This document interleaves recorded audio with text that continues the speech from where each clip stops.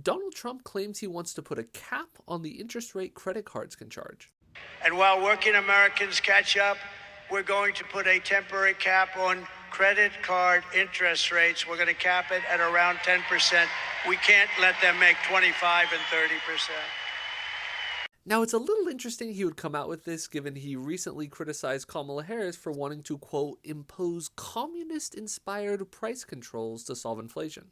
But obvious hypocrisy aside, is this actually a good policy? I mean, we've seen people all the way on the other side of the aisle, such as Bernie Sanders, propose something similar. In general, lower income people are less likely to have a credit card, but they are much more likely to be carrying a credit card balance, which means it is more likely for lower income people to be paying the exorbitant rates charged by credit cards. At the end of 2023, the average credit card debt for people with unpaid balances was almost $7,000. That's quite a bit considering it's disproportionately lower income people. Now, the common argument given against capping credit card interest rates is that if you do so, credit card companies will be less willing to offer credit to low-income people. Well, this isn't an exact comparison, but we can look at this study on Illinois after they capped interest rates for payday loans. Sure enough, they found after the cap, said loans were much less likely to be issued to lower-income people.